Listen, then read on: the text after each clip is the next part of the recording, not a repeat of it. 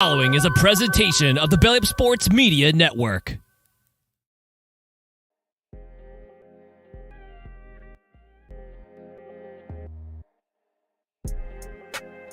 We're back, baby. It's Sunday. We're going to dive into some great topics here on the Sooner or Later Sports Show. I appreciate y'all pulling up per the norm. I am your host, Jay. Thank y'all for pulling up here on the YouTube channel and listening. Wherever podcasts are downloaded and listened to, while you're here, please wipe your feet. Like, subscribe, rate, review. Give us 5 stars. I think we deserve it. Give us 5 anyway and gift it. And of course, my boy Coop is here with me today. Hopefully his volume is at a good level this time, because we're going to dive into some fun topics like the double commitment week. Great excitement around that. And we had a couple of visitors this past weekend. Something to get everybody excited about, because it sounds like we've got an opportunity to win something big. And then we'll talk about the spring game, because it is the primer. We're less than a week away, guys. We are 6 days away from getting to see some spring ball and finally some football action. All right, Coop, happy Sunday, man. How you doing? Man, doing great. I'd like to see some folks in the chat ready to roll. And so, like I said, in the green room, did a nice little yard work today. And so your boy feels like I just got hit by a truck. So it's good.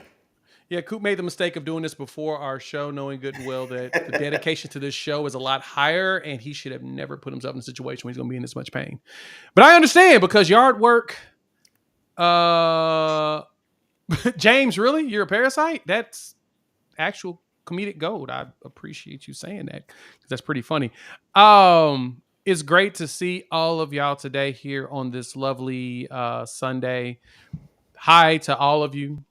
Thank you for pulling up. We're gonna have some fun. Great. Yeah. Thanks, Steven. Coop sounds good. So that means that we did not my out of townness didn't break Coop's sound for some reason this time around. It was Jay. It was 100% Jay. It was me. Coach Dent, thank you, sir. Hey, I hope to see you at the spring game. All right, so y'all know y'all gonna hear this every day this week. I'm going to post mine tomorrow morning.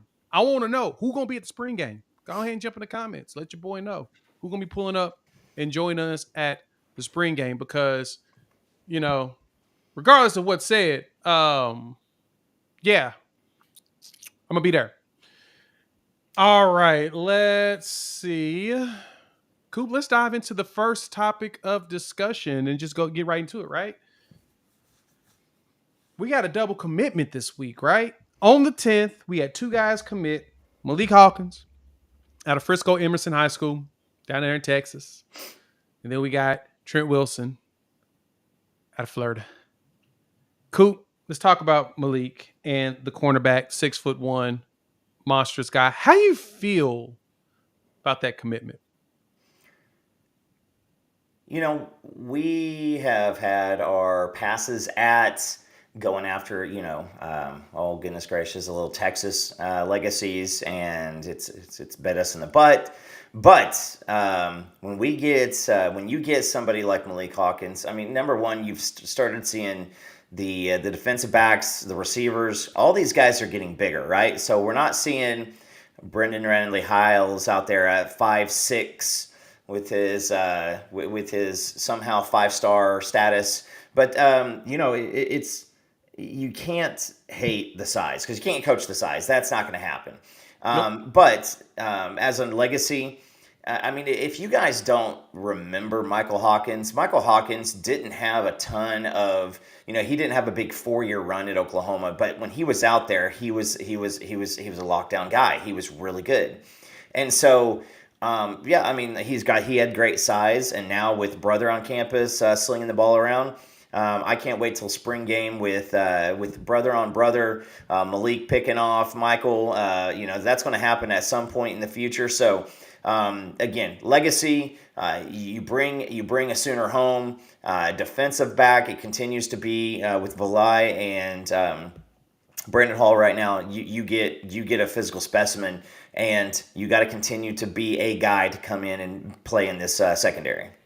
Yeah, and that's one thing I was thinking about when it comes to adding in a league. So, you've got a few other players that we're looking at corner-wise. With Kobe Sellers, you got Cortland, Guillory, or whatnot. And so it appears that the big goal is to get a mixture of the big and the tall guys, mainly big corners. I mean, you look at the Yeah. Jaden Rose of the world at 6'2" ish, Kanai Walker in the 6 foot range. You're looking at a lot of bigger corners, but you still got your Eli Bowens, who's going to be scrappy, right? He's going to be a scrappy Yeah. dude that be able to chase and keep up with your slot dude. So I can totally see the.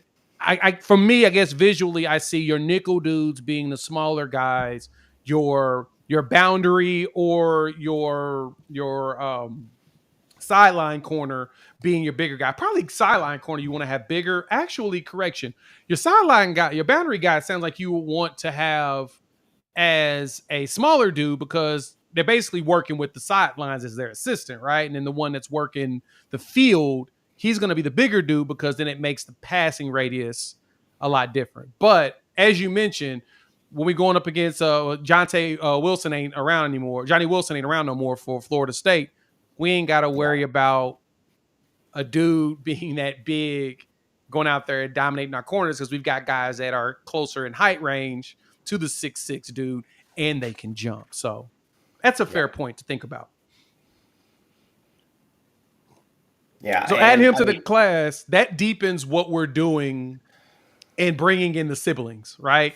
Yeah. So yeah, that's kind of fascinating. So you got Eli Bowen in, and now you got Malik Hawkins. It feels like we really are trying to make it to where Oklahoma's a destination for the entire family instead of splitting things up. I know we got a few other guys to go after potential siblings, but what you think about that? The family ties we're going after. I mean, it makes them more sticky, right? From a marketing standpoint or a sales standpoint, if you can get more than one product, in someone's hand, it makes it harder for them to cancel multiple products. Well, in the age of the portal, I mean, I'm pretty sure that wasn't calculated, but nope. Still, I mean, you've got to be able to have some dependency because, and I'm making an announcement without even telling Jay this, and I think that he will. We are retiring. We are retiring competitive depth. We are no longer doing competitive depth. Our new buzzword is complementary football because that's what we got to start playing. It's complementary football.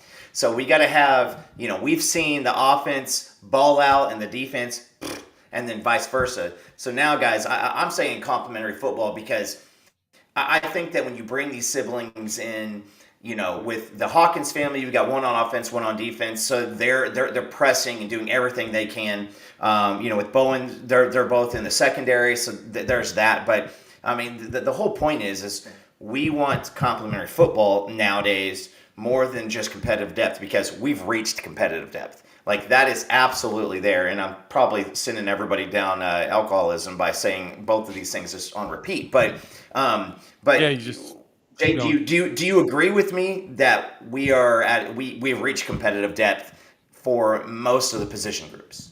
I think we have. Agree. I think the only one we don't have it fully is going to be offensive line. It's because we lost so many dudes, to the pros because we're graduating out. We lost some portal guys. We also had some graduates, and we're still trying to bring in the Bill Beatonbow type linemen. Hence why we took a massive class last year.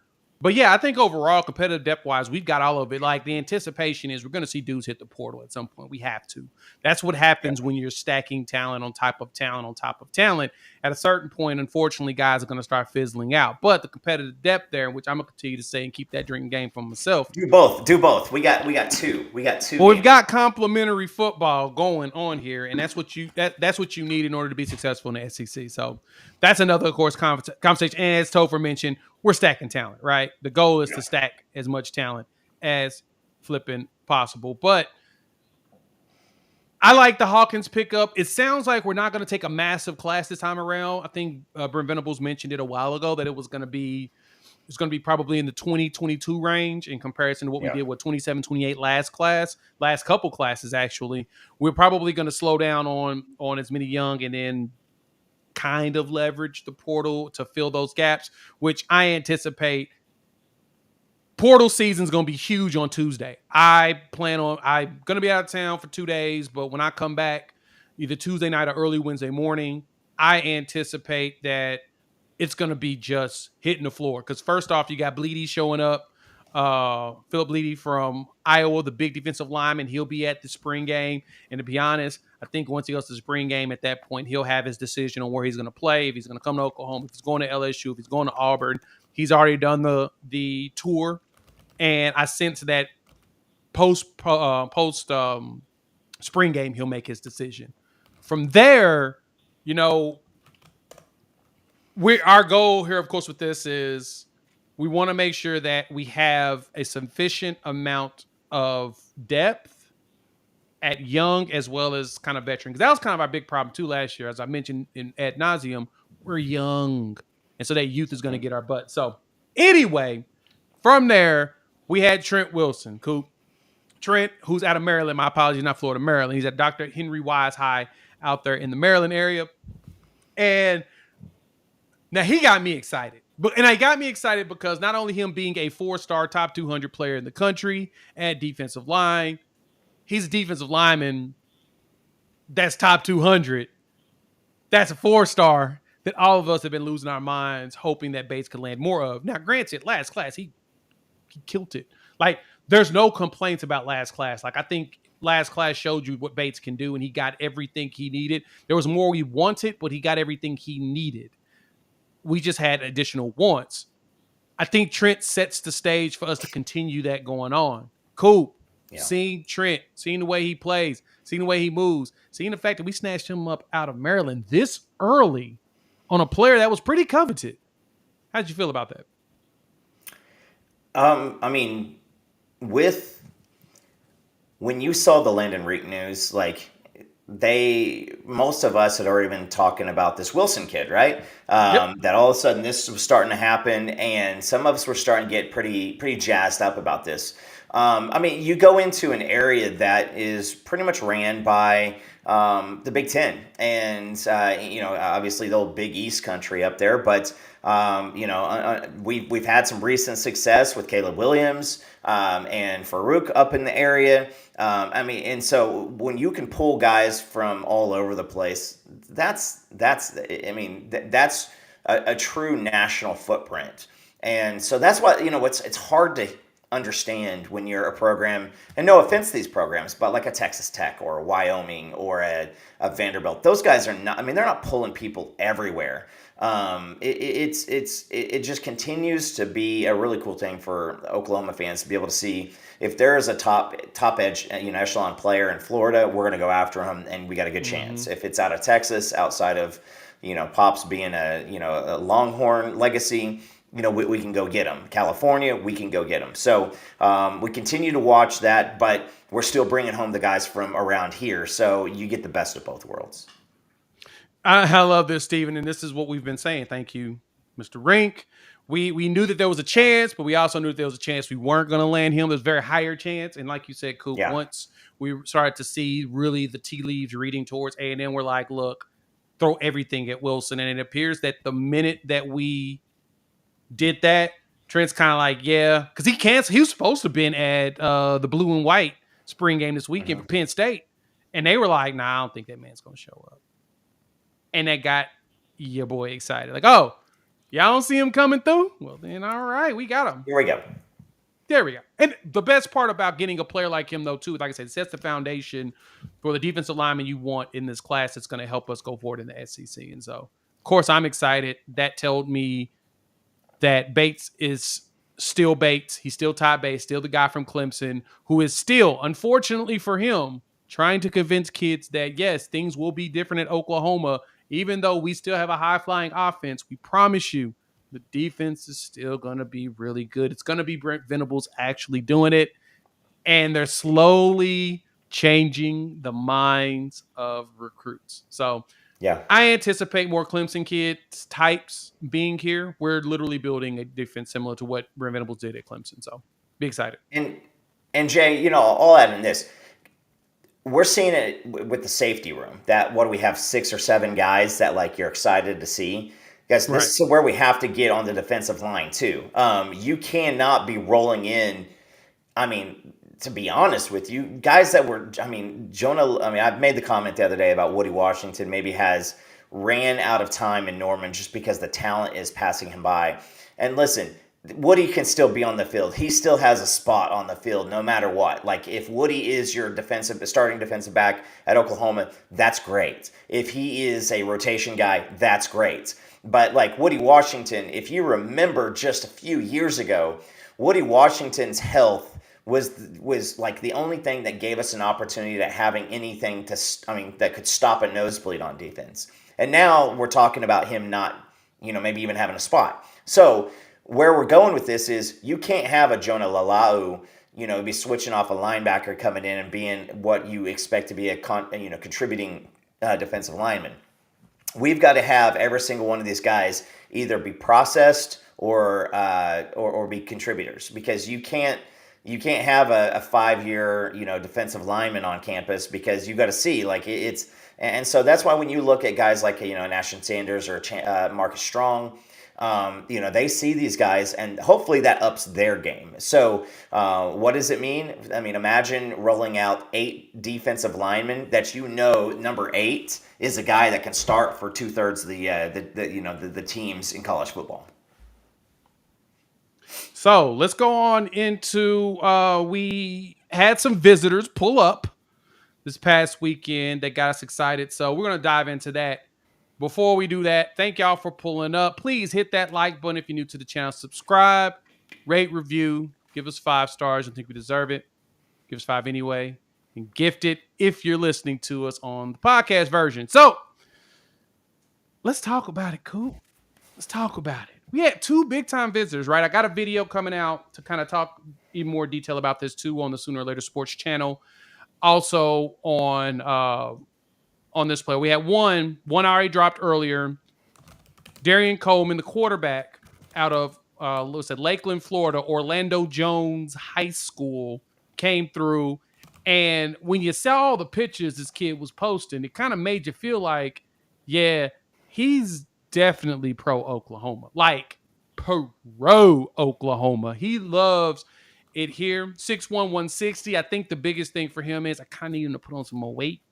But if we can lock up the 2026 quarterback now like we did with Kevin Sperry last year, that honestly kind of fast tracks us right into 2026 class though, right? Because, I mean, we've got Hatton already, Jonathan Hatton, running back down there in Texas that out of nowhere committed a while ago. But having your quarterback, which lands your cornerstone, that's just going to do nothing but accelerate that class, right? I mean, this is what you saw out of Caleb Williams, what you saw with Jackson. Jackson was, he was the epitome of that class, 2 years ago. And same thing with Caleb. Like anytime that when you have a cornerstone quarterback in your class, that is what, gets you closer to a top 5 class. So like I think this year, it'll be a struggle to be a consensus top 5 class because we just don't have the quarterback in this. But I mean, I don't know how you've been looking at Darian's film. Like, what are your thoughts on him? Because it's the opportunity is just blows my mind. Yeah, there's a big opportunity with him. Like, and I think that's the big thing jumped out to me is size wise. Like, I need him to get a little bit thicker, right? But, and I'll go ahead and add I'll let y'all see some of the video too. But when I watched his film, I was like, okay, let's see how mobile he is. And then when I got to watch him, I was like, oh, he's actually a lot more mobile than I expected. And he can throw it on the run, right? So yeah, that really is what gets you kind of excited about him. And so of course I had to go grab the film so we can kind of watch him play and talk about him. But he has good touch, especially on long passes. I think that's what got me excited. And I like the way he steps into the pass. Like he revs up and he just lobs it. And then of course he's athletic. Again, he's 160 pounds. I need him to up that size. But he's also playing ball in Florida. Now he's in the Lakeland area, which is closer to I think Orlando than it is to like Miami. But watching him be able to move is good in Florida football. But he has really, really, really, really, really good touch. I can't wait to see what it looks like next season. I can't wait to see what it looks like, which this is his sophomore film, basically. We'll have junior year next year. And then, well, this fall, and then next year around the fall, we get to see the senior tape. I'm curious to see how he improves, right? And he has no problem throwing it across the middle. Can't beat that. To me, I'm like, okay, we got a quarterback that got some good touch. I don't know what this arm strength looks like. I mean, because watching this film, I didn't see a lot of passes where he was just launching it deep, but he has a nice lob to his passes, and of course, his wide receivers are open, so they're of course killing the game. So, and he's got some good pocket awareness. There's a lot to be excited about. Let's just put it that way. Do you have, is this one on Orlando Jones or is this Darian Coleman? This is Coleman. His high school is Orlando Jones. Okay. That's what I kind of wanted you to say. Yes. The high school is Orlando Jones. This is Darian Coleman. Yes. Somebody texted me and said, "Who's Orlando Jones?" And I said, "It's Orlando Bloom's cousin." But no, it's stupid. I mean, at a $160, as a sophomore. So what are you, 16, maybe 15? And here we go, guys. Like this, you got to continue to stack. The options are take just a random guy. And then you use a scholarship for something that could, for somebody who may never step foot. Guys, Michael Hawkins and Kevin Sperry and, Darian Coleman, somebody's not going to be around. And let's just go ahead and say, Jackson Arnold too, throw him in there. Somebody will not every single one of these guys are going to be 2 years Heisman, next one up. Like that you just can't feel like that's going to be something that happens. And the quarterback run we had with Baker, Kyler, and Jalen, it just, guys, it's just that doesn't happen. It just doesn't happen. I mean, you see with what's his name, Jalen Milroe down in Alabama now, like everybody is frustrated as all can get out because he's not Bryce Young, he's not Jalen Hurts, he's not Tua Tagovailoa. So you got Kevin Sperry moving a school again. We've been assured that this is not a bad deal. With Hawkins on campus right now, he's going to have a good opportunity to be in there. But I mean, like I said, if the guy shows up, it shows that he has heart. He is confident in who he is. And we can't sit there and say like, Baker Mayfield walked in here and said, I'll put my chip on the table and ante up and play this game and I'm going to win. That's what we want out of every single one of these quarterbacks, is them coming in and saying, I'm going to win. And for him to say Oklahoma was his dream school, guys, quarterbacks are going to any program like Michigan, Ohio State, Alabama, Georgia, guys, like they're going to say like, that's my dream school. You're going to hear that quite a bit because these are the big dogs on campus. These are the big people in college football. These are the names. You continue to see a little pivot away from maybe what we saw with Arnold and Sperry, but a continuation of the quarterback position is going to be a mobile guy who can throw a deep ball and who has the good passes over the middle. That's what you need. You cannot have a guy who can't throw the deep ball. You cannot have a guy who's not mobile nowadays. Peyton Manning is not going to be the quarterback that you need nowadays because the athleticism in the defensive linemen and linebackers are it's just out of control now. And you sure as hell, don't want to be unable to run around. So, I mean, like the days of a Landry Jones, it's just a tough deal. Now, with that, I've been debating this, and I don't know how true this shall be, but I also am wondering if this is a possibility that we could take two quarterbacks in 26. Yeah, and I mean, kind of like the Zerberg Hawkins situation. It's right. You may have to take a functional person with an arm because I don't think you're going to have fifth-year seniors who are legacies to your program and extremely intelligent, like our legacy quarterback we got in the portal this year. Those aren't going to happen all the time. You can't have a Casey Thompson just roll in. You're going to have a guy who can come in and has the opportunity to really work on his craft, put his nose down, and go. If you're looking for glory and fame and spotlight, you may have to go seeking all over the place. But I promise you this, it's, we need a couple Matt Castle situations. We need a couple guys who never see the field but still get drafted. Yeah, and I know that the concerns around quarterbacks, right? You got what you're gonna have Jackson Arnold, which actually we saw a comment in here a second ago. Let me see if I can find it really quick. Uh, Lance, I actually disagree with you there. I don't see Jackson Arnold. Well, I'll put it like this: if Jackson Arnold is as good as we think he is, he ain't here no more than 2 years, right? He's gone as a actually he would be considered a junior at that point. So yeah, after his Redshirt. junior Yeah, he would season, be a true junior. he'll Yeah. be a true junior because he doesn't have a red shirt. So if he's as good as we is advertised, junior year, he gone. He'll go end up being able to go pro. And it'll be one of those, yes, go pro, because right behind you we'll have red shirt sophomore or yeah, red shirt sophomore. Actually would it be red shirt sophomore? Yeah, it'd be redshirt sophomore Michael Hawkins right there behind you, ready to play, and he'll be able to play for 2 years. And then you'll have redshirt sophomore Kevin Sperry right behind him, and he will play for at least 2 years, if not three. And then you would have whomever's in 26, 20, and then going down the line from there.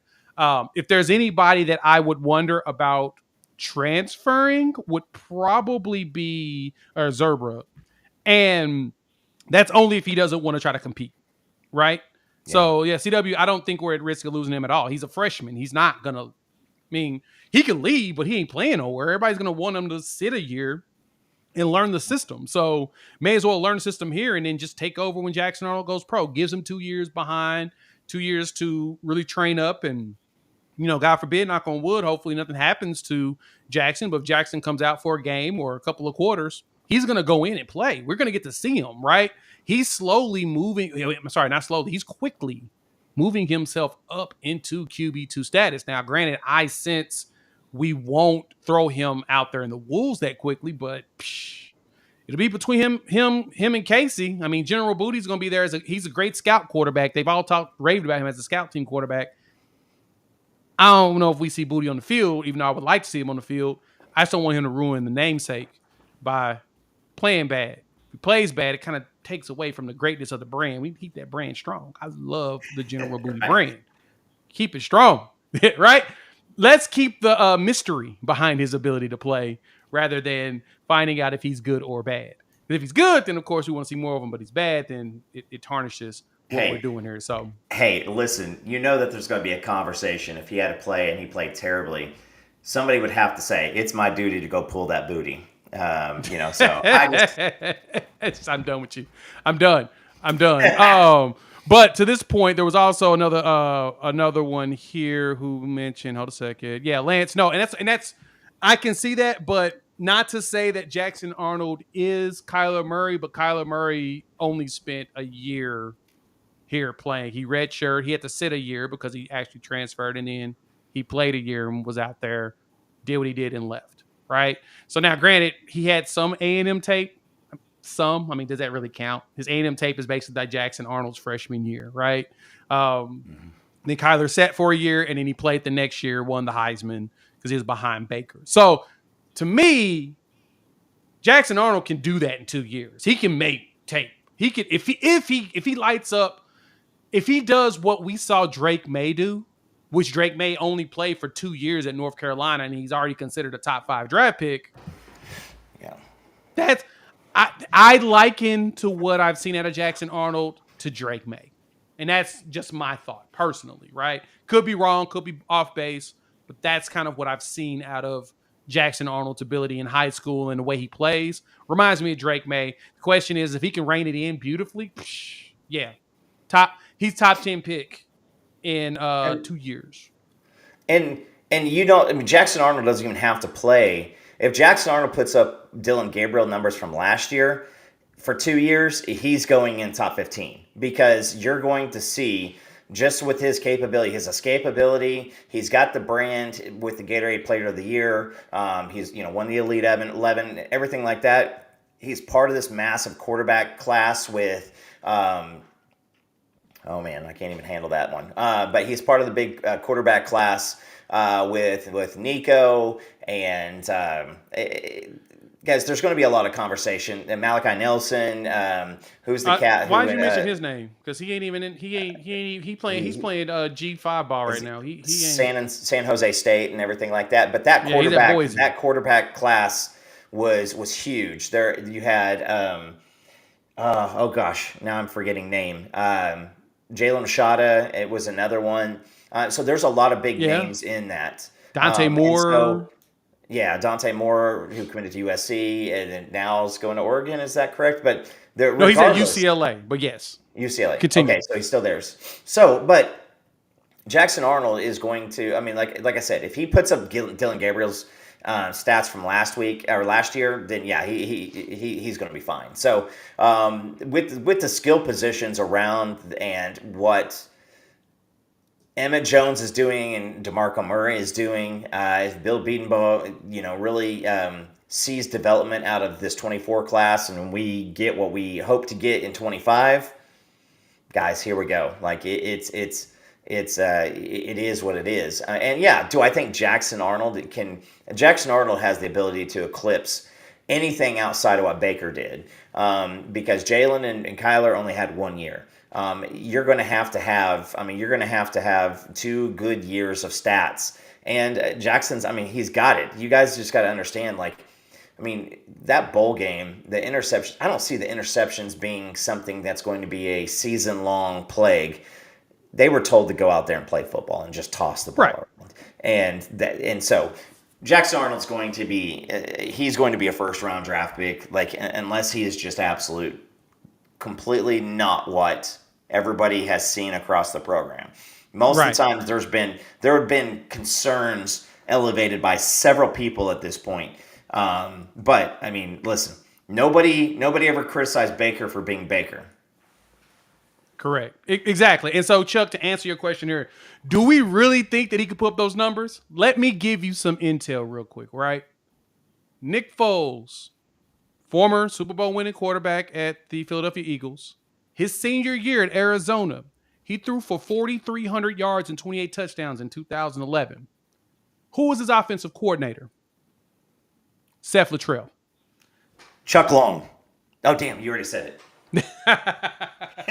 No, Seth Littrell was his offensive coordinator at Arizona that year, and he left there and went to Indiana the next year.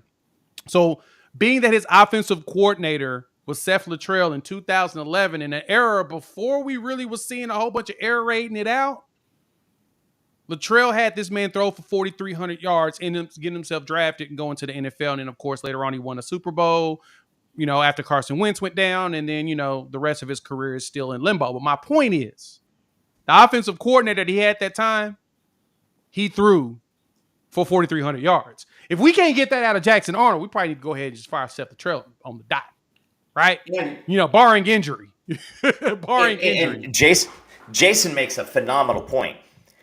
He's going against a top 15, top 25 defense every single day in practice.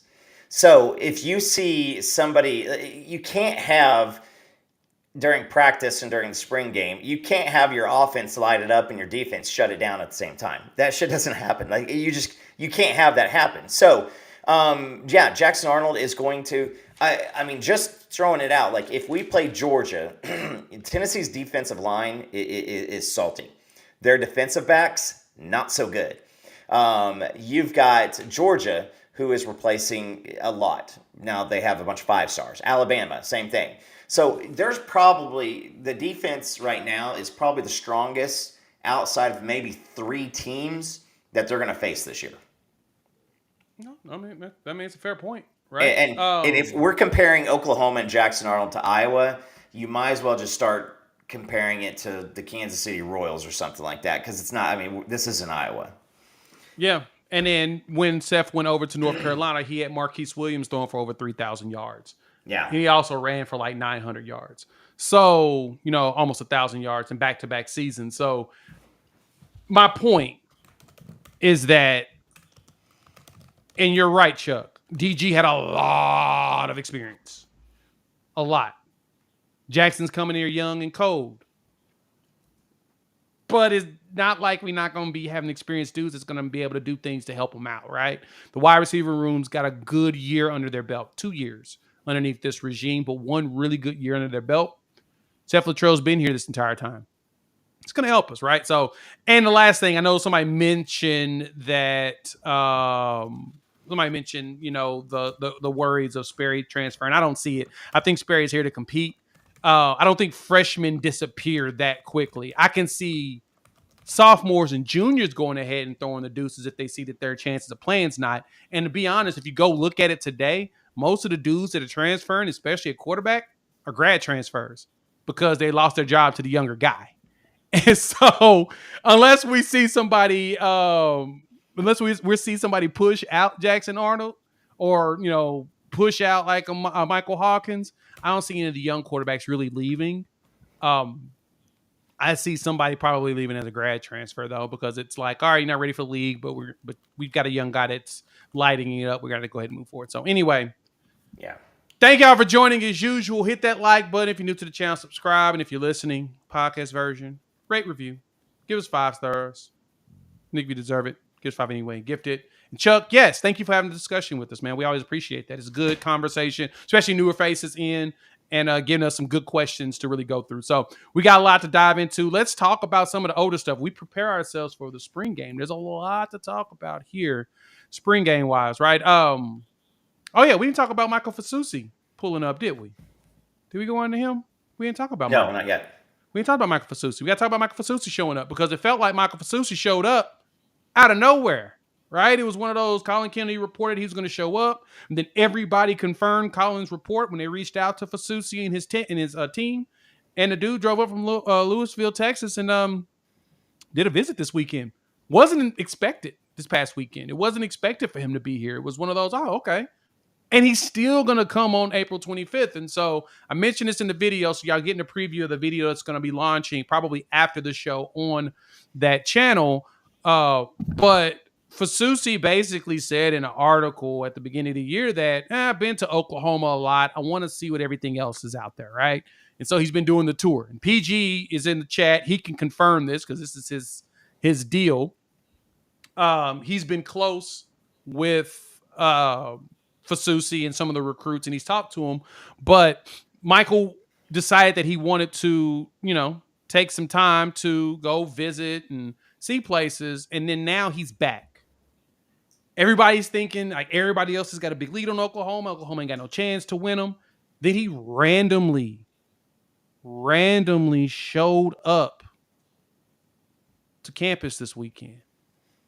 He's coming back on the 25th. He's coming for his visit in June for the official. So to me, it sounds like there's a really good chance Oklahoma can win this. Coop, do you feel any more confident with that? Yeah. For him to call Oklahoma, on his own accord and say, I'm going to swing by, and then, about a month before, if you put a gun to my head and said, what is he doing? I got to feel like he is I don't think that Fasusi is completely just taking away, and he's not like doing away with all NIL conversations and wants nothing to do with it. Those conversations are coming. He is a plug and play guy as a freshman. I think that he can come in and start as a freshman, whether it's here, whether it's Texas, whether it's the Colt down south.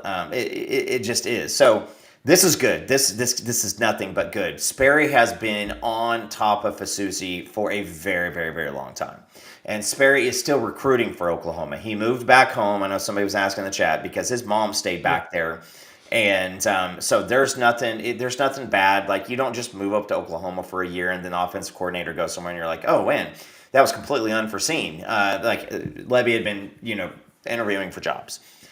This is good, guys. And I know that there's a lot of, when you see any type of sporting event and it's a big, it's a big deal, the commentators and announcers always say, if they can just withstand this what's the word I'm looking for, Jay? Withstand this flurry of emotion early, then there you go. So I think that's, if anything, it's him coming back and saying, all right, this is what I got.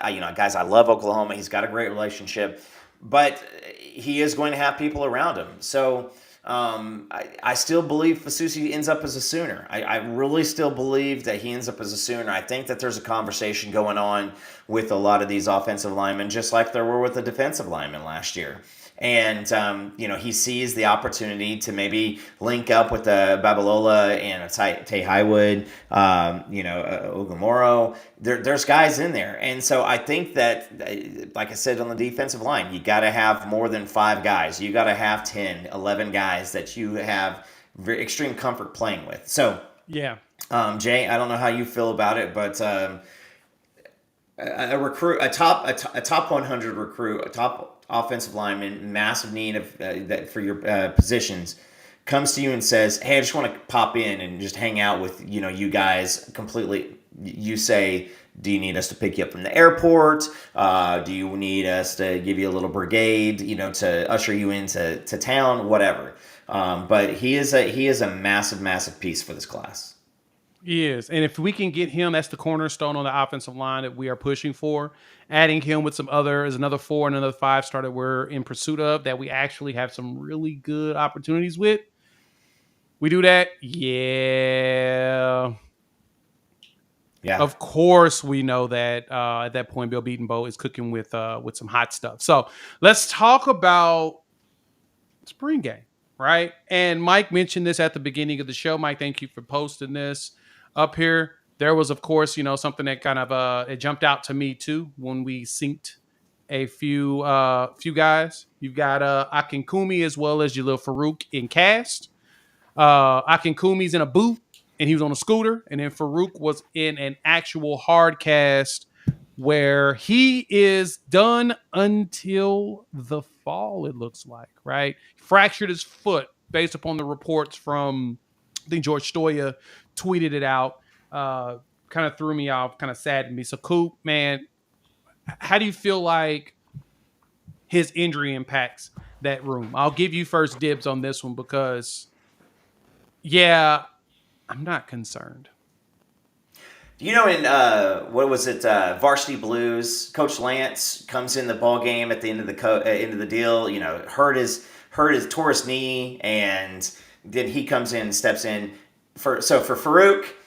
Get your coach on, brother. Like, you have knowledge, you have stuff. So if you really are a team first guy, like I have heard reported, and speaking of reporting, freaking George Stoya is just an absolute boss. Like, if you guys do not, Colin Kennedy, George Stoya, those are 2 guys that they are just good at what they do. So George, we had you on the show. We love you, buddy. Yeah, you get him back on here, man. I've been trying to get him back on here. He's been playing. Yeah, so I'll ping him, but George is just absolutely doing a phenomenal job. So with Farouk being gone, I don't think it does anything. You were seeing Nick Anderson held out, and my man Jaden Gibson is, he wants to be Megatron Part 2. He looks like he has a goal in mind. So with Farouk, there you go. Like, get out there, coach the team, work with the guys. Get in there. If there's going to be conversations around mistakes, and I promise you, people respect the hell out of Jalil Farouk. So with that one, that's how I feel about that. Same, right? With the way that Emmett Jones has built that room, again, we need to go ahead and get Emmett Jones another raise. We've talked about that on numerous times. That's kind of like a thing on this show. If you're new to the channel, we talk about Emmett Jones getting a raise on a regular basis. Mainly because Emmett Jones built a room that's ridiculous, right? My favorite thing about it, too, is we've been playing around with a lot of the wide receivers, right?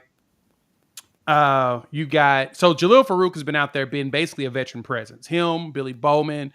There's been a lot of articles written lately in which I need to make some videos on. It's just talking about how a lot of the older Sooners have really reached back to the young guys and really trying to help train, groom them, prepare them for even what to expect in the SEC, even though some of them ain't seen the SEC, but some of them have. The best part about it is, though, they really have taken upon themselves to help be leaders and groom the next set of leaders for this team.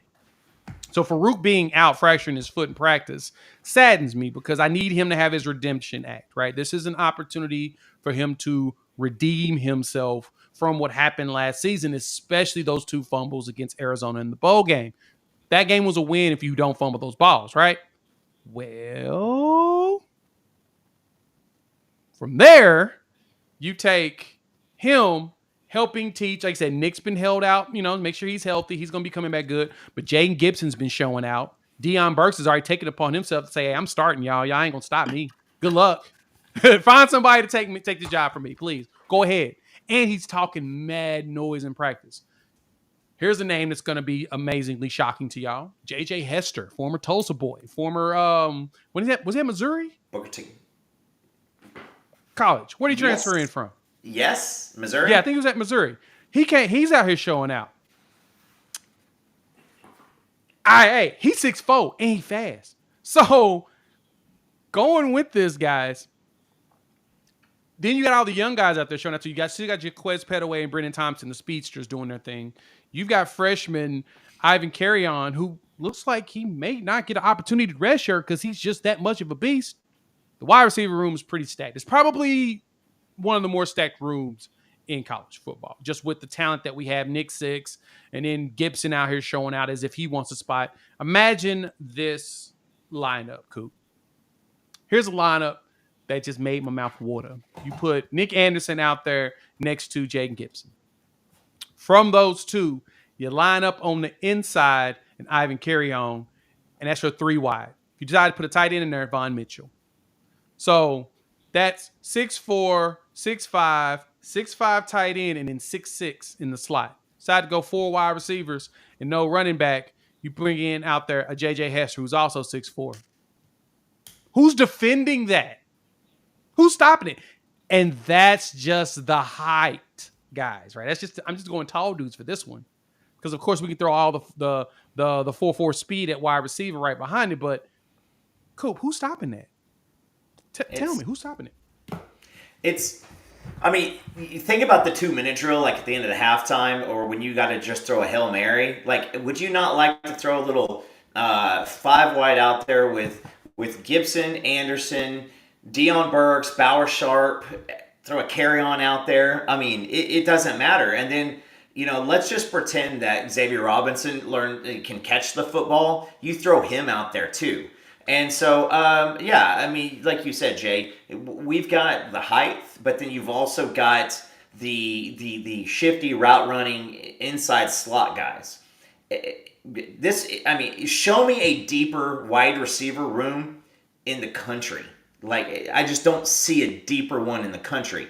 Like, is Michigan? Does Ohio State have a bunch of 5 stars? Sure, yeah, that's what Ohio State does. They've got a bunch of 5 stars, and they're going to continue to ball out.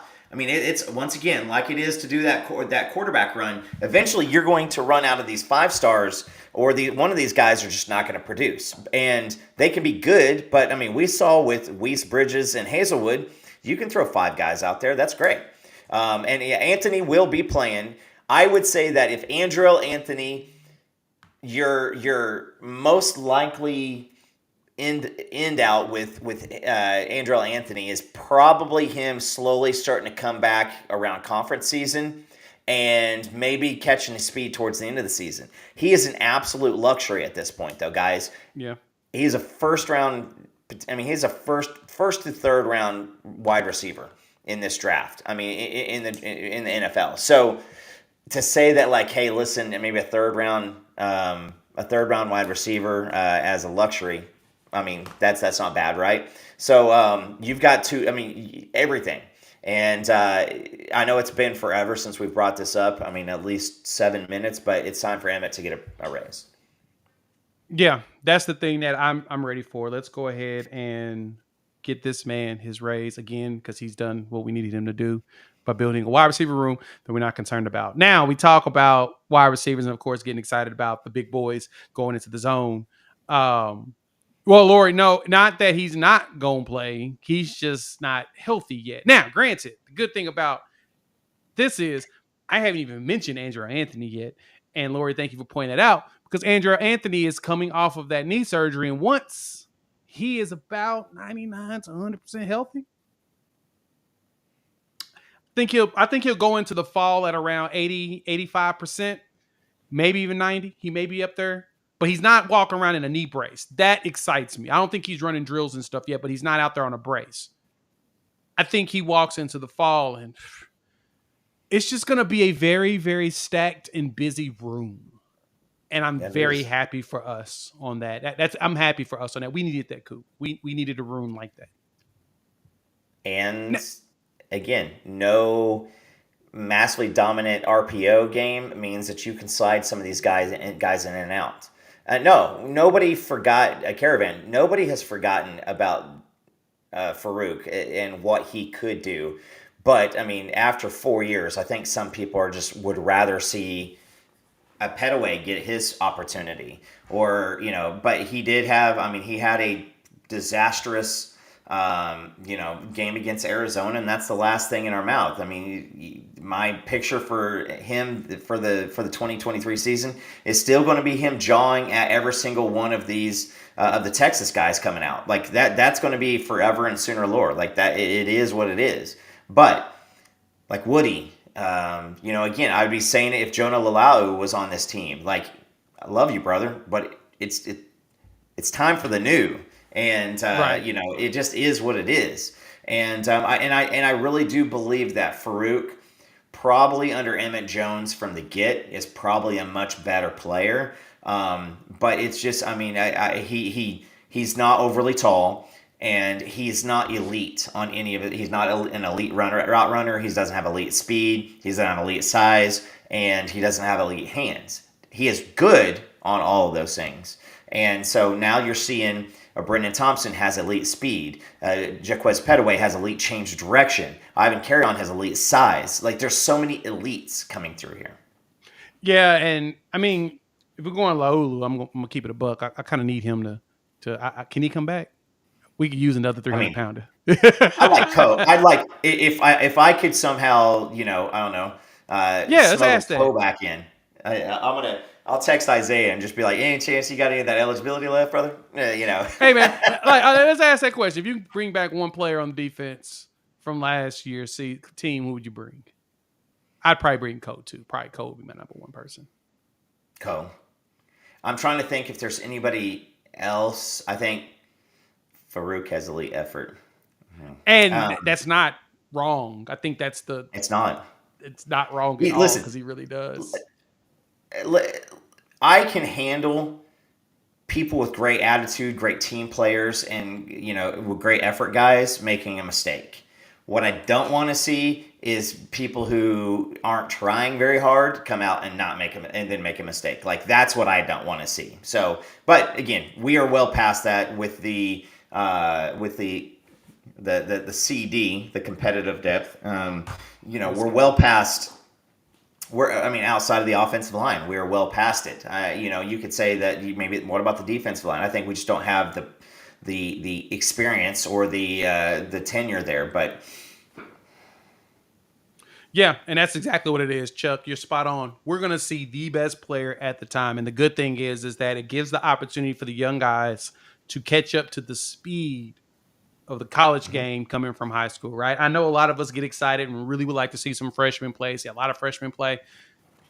That is not always a good thing, right? Usually teams that have a whole bunch of young dudes playing are usually the ones that are losing games, especially close ones. It's just very easy to trick a young freshman because, they're not used to the speed of the game and understanding schemes. You need that experience. That's the best part about college is in comparison to NFL. NFL is so much more. It's a higher level of chess in comparison to college. But with college, you only get so many years to be in there. And because you only got so many years, it requires a lot more. It's a lot harder to think through it, right? It's a lot harder to really grasp it immediately. Where NFL, after a couple of years and you're in the league at 4th, 5th year, if you're great, you're great. You're going to just dominate. You're going to make it's going to be a deeper chess match for the coaches to figure out how to scheme. Teams were scheming for Aaron Donald like crazy, which is wild. Right? He ain't even 300 pounds. He out there forcing teams to scheme for him. So that's my point. I love that college does that to where, you don't have to scheme as much and the players don't have as much experience, but at the same time, it's still very high end and high quality football. So, outside of that offensive line, yeah, we got a lot of, Everett is out. Troy Everett is done until what fall? We talked about that last show about a week or so ago, 2 weeks ago probably. Akinkumi is in a boot, so we got a lot of needs on. I think the offensive line, I think the defensive line, we could use an additional 300 plus pounder, probably somebody in the 310 range, possibly. I think Blindy, I mentioned about him. Bleedy, I'm sorry, Philip Bleedy, the defensive lineman from Indiana, the grad transfer that will be here for the spring game. We need an additional him, but bigger, to go on the defensive line. So we'll get that from the portal. We definitely need to get our hands on another set of offensive linemen. A center will be nice. And Damon, you asked this question about the kid from SMU. Man, I really do hope we can go after him and get him. I know that we're in the market. The good thing is, as I mentioned, Tuesday,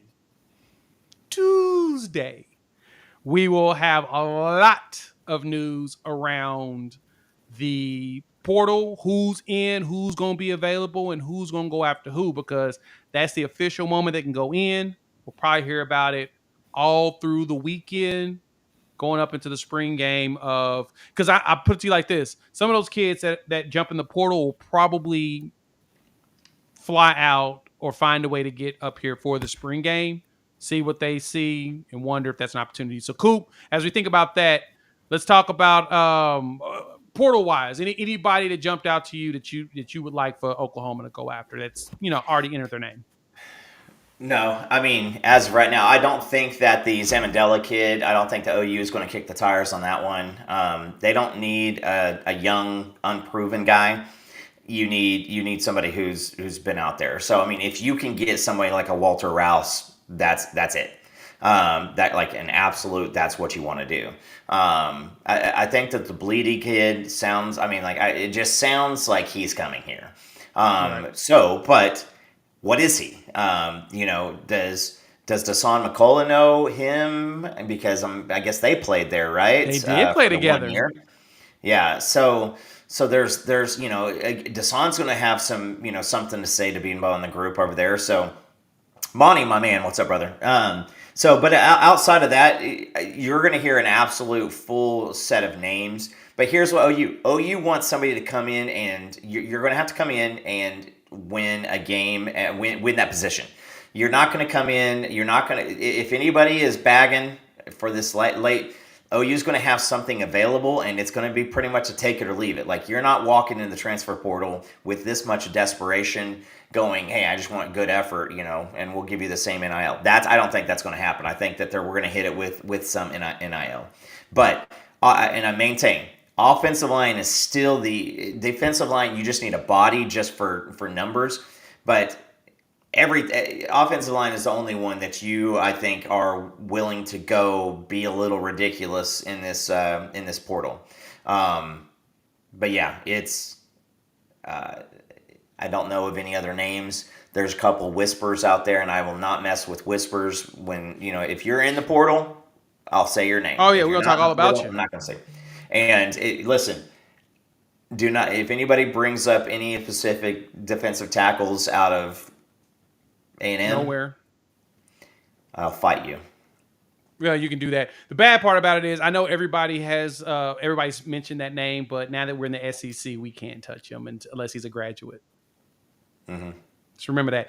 So for the uninitiated here, if a kid in the SEC decides to transfer, he cannot transfer within the SEC because of conference rules, not NCAA rules. But the conference has a rule that you cannot accept other SEC players in the portal unless they're a graduate. So keep that notated in mind. So as you think about and you see and hear about these players hitting the portal, if they in the SEC, we ain't touching them. Why? Because we follow the rules for fall sports. So because it'll be a fall sport kid that will be coming in the portal, we do follow the rules now, even though we're not officially there until July 1. We do officially follow that rule right now. So, Jermaine Lowley from Louisville hit the portal. That may be someone to consider. All right. So Sissy has a question here. What's going on, Sissy? Thanks for pulling up. I was wanting to know if our QB was going to be good and if we have a good QB2 as backup. We do. Jackson Arnold's going to be solid. I think he's going to live up to the hype. Backup wise, I mean, Casey Thompson's not bad. The way that he's been slinging it in in practices, Hurry looks good, man. That man looks good. So you got Casey. He's got to get healthy though. But number 2 probably is Michael Hawkins, the freshman. He looks absurd based upon all the reports. I've seen a little video. Quarterback wise, Sissy, we're good. I think we're really, really good. And I think that what you might end up seeing is if you, I think if Casey's healthy, Casey is your backup by, on paper. But I think that if anything happens, if Hawkins continues out through the fall and we need something, and I'm talking long term, like I think if Jackson Arnold, I don't know, gets a helmet-to-helmet hit or something like that in a non-conference game, I think you might run, you could run Hawkins out there for a little, cleanup or something like that. I mean, Yes. hell, I think you throw both of the guys out there because you want to see what happens with live bullets. If Jackson Arnold goes down, then you're just trying to make it through the season. Like there's Michael Hawkins is not going to lead us to a playoff or towards competition. Then it's just trust your defense, trust your run game, and make sure your quarterback can go out there. Then we're playing Baltimore Ravens type of offense. So, Casey Thompson coming in for a half of football. This is not going to be like Baker Mayfield going out and then Trevor Knight throwing, worm burners against TCU and us just holding on for dear life. That's not our quarterback room anymore. We don't have an OU Texas from 2 years ago. So there you go.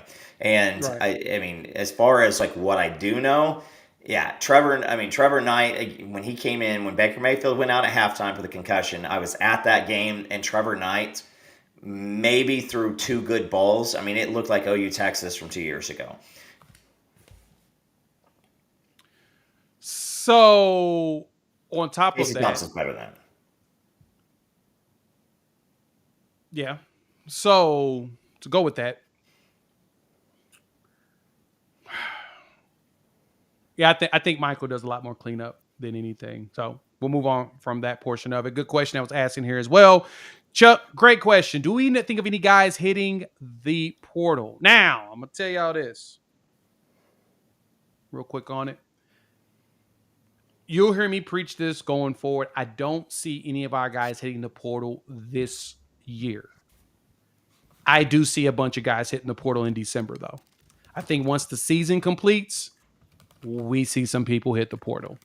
And that's just me being honest, because I think at that point, I feel like a lot of these kids, especially the ones that BV brought in, they kind of want to see how this plays out. They want to see if the opportunities come. They want to see what it looks like.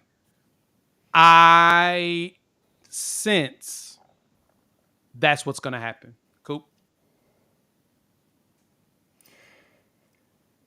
I think that Davis Bevel's not even on the team anymore, if I'm not mistaken. He's gone. So, yeah, he didn't transfer to like South Carolina or something like that. Yeah, he's South Carolina. Yeah, so, all right. So, I just make sure everybody else knows what's going on because I don't want someone to be like, oh, yeah, Jay Coop said Davis Bevel's going to get some time.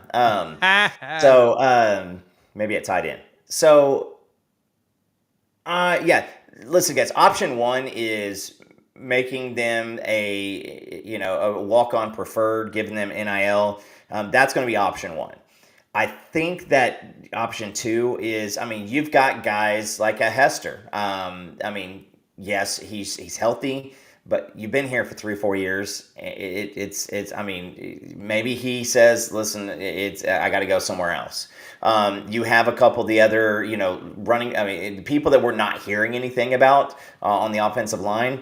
Maybe one of them disappears. Maybe a Marcus Strong. You always want to pause when it's first year guys because you just never know. And we've pretty much processed everybody else. And everybody else sees this year as this is their year for opportunity. So I will say that I don't think that we're going to have any surprises at all. I just really don't. I think after the year, we're going to have some surprises. And, just you're again, this is not David Agüebu leaving to go to Houston to play a different position. You're going to have guys that you are absolutely fired up about, like a Phil Pachotti.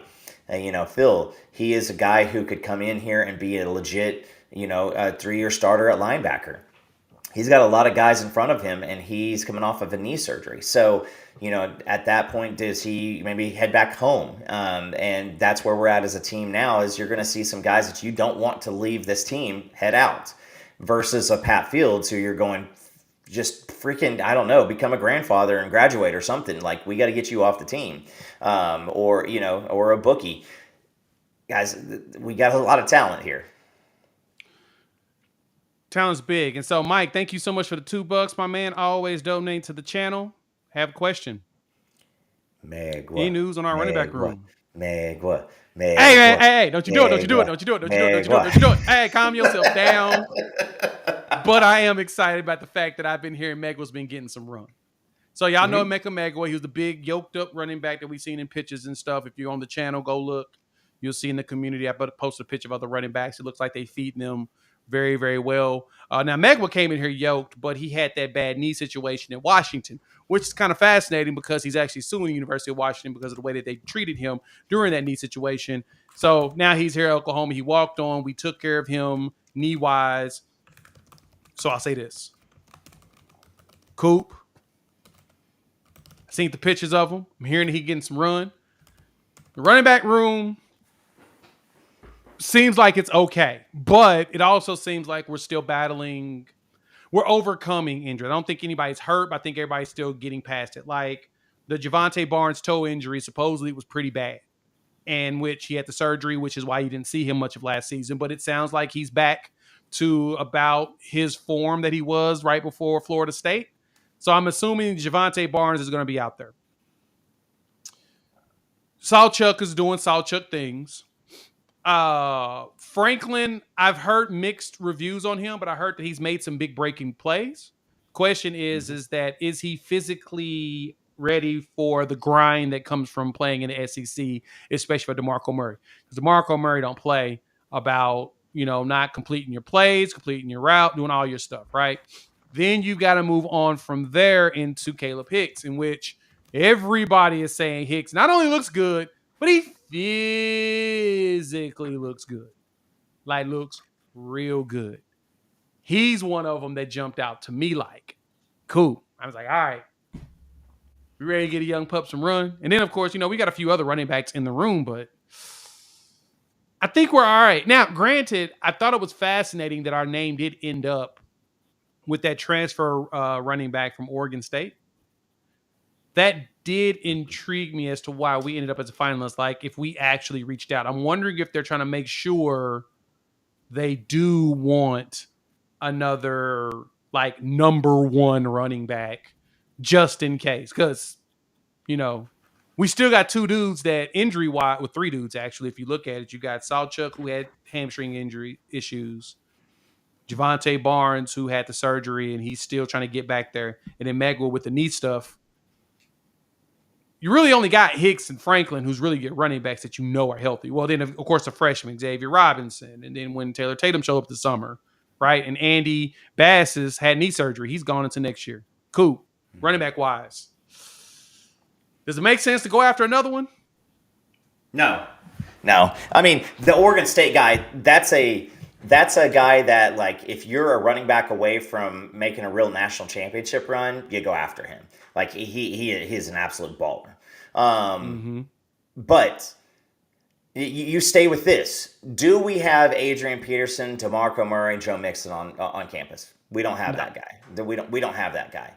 No. But I think we have better than Alan Patrick, Chris Brown, and Kejuan Jones. I think it's somewhere between those two. And I'm sorry, but Kejuan Jones was a great running back. Alan Patrick was a great running back. So no shot at those guys, but I mean, there's just a separation between AD and AP, and you're going to have Salchuk at number one. Javonte Barnes has ripped off a 60-yard run at some point. Sam Franklin ran off So we don't have Adrian Peterson. We don't have that. None of these guys are going to get drafted in the first round.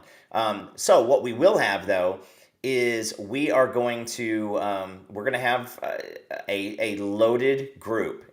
So it's health. We just got to stay healthy.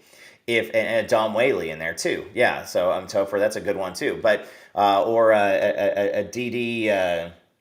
Oh gosh, played on the Chiefs. Moses Madu. No. Super fast, had a huge long against Texas, was on the Chiefs for a while, set out during COVID year in the NFL. Who was with that Come on, somebody Ramondes? God, who's the other back? I'll think of it here in a second.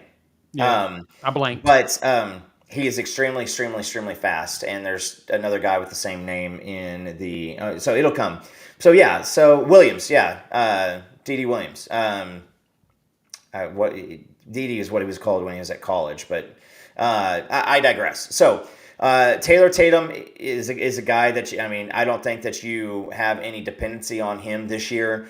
So we just want to do this. So no, we're not taking Ollie Gordon. We're not taking anybody from anywhere. I don't think. Unless there is health issues, but I think that you just got too much. Now, if you see this running back room continue on this year like it did last year, you see some transfers. Damian Williams. There you go. Thank you, Richard. There he is, Damian. Oh yeah, Damian Williams. Yeah. He played. Yes, he did play for. That's crazy. Wow. With the Chiefs, he was a title team on the title team too. I think it was the first one that they had, and then in 2019, because COVID, he was a COVID sit out. And then he came back, and they had drafted homeboy out of LSU, and so long story short, Clyde Edwards-Helaire. Yeah, Clyde, who hasn't played a good game since he played OU in the Sugar Bowl. Exactly. So there's that. But yeah, no, this running back room is solid, and what you just want to see is guys when you're running. The running back's job is to have good vision and make the first guy miss. If it's set up correctly, they need to be able to make the first guy miss, and that's what we've had issues with. Eric Gray's first year versus his second year is the second year when he was our entire offense, Venable's first year, he could actually make people miss in the backfield, and that's an issue that Javonte Barnes has had massive problems with. That's besides the health, that's it. And so now with these guys healthy, hopefully they can get out there. And like I said, when we were talking about the running backs coming into this year, when we were still, had all the targets in front of us, is you talk about guys who can come and share the load, because running backs' life are so short. These guys need to work together and need to be able to go in, bang out some good plays, and then come off the field and let another dude come in. I'm excited about Megwa because he is a muscle hamster. And he is going to, listen, if the guy's knee is healthy, this is a guy who looks like, all right, here we're going back in Oregon running back, punched the fan, ran on the field. LeGarrette Blount. Yeah. That's who Megwa reminds me of, because he was just an absolute ball of muscle. So it is. And so, when Tatum gets here, I think it should be late June, early July. He's going to have to come in, get in football shape, and he's going to have, because Taylor Tatum, he is a one-cut go guy. And he is a little bit more, athletic version of Sawchuk, more of a running back. But Hicks looks like he was made, in a factory. And so he looks like an absolute just superstar, ready to come out. So we will see some good running back options this year. Agreed. And so let's wrap it up. Linebackers. Monty asked the question, the nerves around losing our guy, Phil Pachotti. And I'm going to be honest, I don't think we lose him. I think the big, someone mentioned this, I think the one candidate would be there. Possibly is going to be our guy, Kobe McKenzie, but it sounds like he's dating a softball player. And I know that he's a big BV guy, so I don't see him going either, especially since I know he's been rotating a lot. I don't think Phil leaves because he was hurt last year. He tore his ACL. He's still rehabbing, still getting his body going. And I think that he's going to want to put some tape together before he just goes and bolts. he comes across as a guy that would do that first before just bouncing. I don't see anybody in the linebacker room leaving yet. I'm Shane Witter, that's a truly good one. Shane, maybe, but Shane, he's great. If he as a grad transfer, I could see it. If he's graduating or graduated, I could totally see. If he ain't graduated, I don't see Shane leaving. He's been pretty dedicated to Oklahoma as he's been moving down the depth chart. Same thing with Lewis Carter. I think Lewis Carter's. I know he's been running with the twos, so I understand the missile was ready to keep playing. K9. I can't think of her name for the life of me. I'm not very good with the softball girls' names. Kinsey Hansen. There you go, Kinsey Hansen. I know she go by K9. And I'm just telling you, I'm jealous. I'm jealous. Kinsey's always been like I'm a as a pitcher, I'm a sucker for a catcher. As far as the Yadier Molina is one of my favorite players of all times.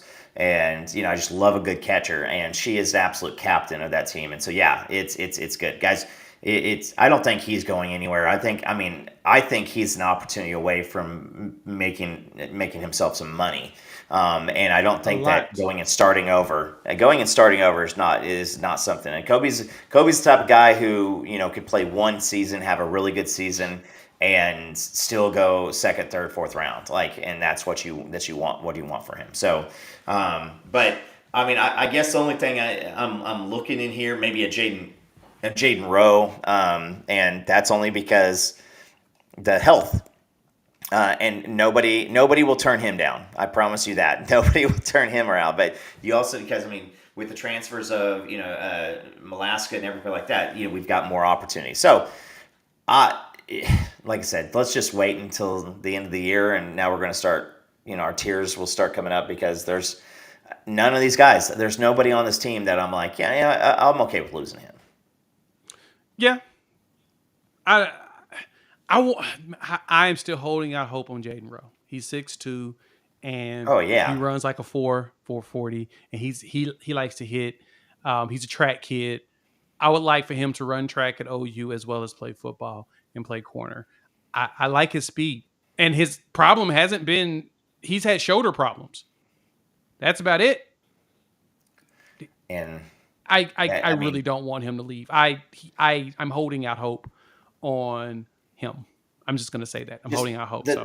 The size reminds me of Chijoke Onyengecha because, Chijoke was a JUCO transfer in, was 6'2", 200 and some odd change, and had hammy issues and just never became that guy. And but at least he got to play a little bit. We still haven't seen Rowe outside of mop-up duty. And so because he's a guy that when he gets on the field, everybody's going to be like, who the hell is that guy? Because he's almost 6'4". Yeah, he's almost 6'4". He runs a 4.4, and he's like 220. Who is it, James? He might transfer out and move to defensive end.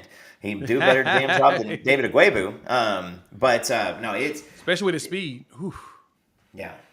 They should have played Agwebu edge. He's one player that should have been edge. He should have never been linebacker, right? But at the same time, you can only work with what you got, right? That's just kind of the name of the game. And super quick, I think that literally you had to pick the lesser of two evils. It was put him at edge and then deal with a completely gap on linebacker, or put him at linebacker and deal with it. And you just didn't want to change the position and have him still do nothing. So. But again, that's what happens when you have Booty Tybo as your strength and conditioning, and you know nothing about running a defense. So it just is what it is. It is what it is, and so we'll see how everything turns out. All right, we're gonna wrap it up, put a bow on it. Thank y'all for pulling up as usual here to the show. We love running our mouths to y'all and having a good time. We appreciate the love and always the support. Please, before you roll out, wipe your feet. Before you didn't do it and came in the house, please do it before you leave the house. Hit that like button. New to the channel, subscribe. If you're listening, rate, review. Give us 5 stars. I think we deserve it. Give us 5 anyway and gift it. And so we'll be back Wednesday night. We'll definitely be back Wednesday night. We'll talk more spring game, and we'll talk transfer portal because that's when everything's going to be going down. We'll talk any practice news that comes down the line because BV has been letting the beat reporters out there, which has been awesome. So we've been getting a lot of information and a lot of stuff to debate and talk about. So We'll be back. We'll be, like I said, we'll be here Wednesday. We'll talk spring game. I'll be at the spring game. Coop's going to be at the spring game with me. If you going to be there, we got to figure out a way to link up somewhere at the stadium because, yeah, it's going to be a good time. With that, chop it up with y'all a couple of days. Peace.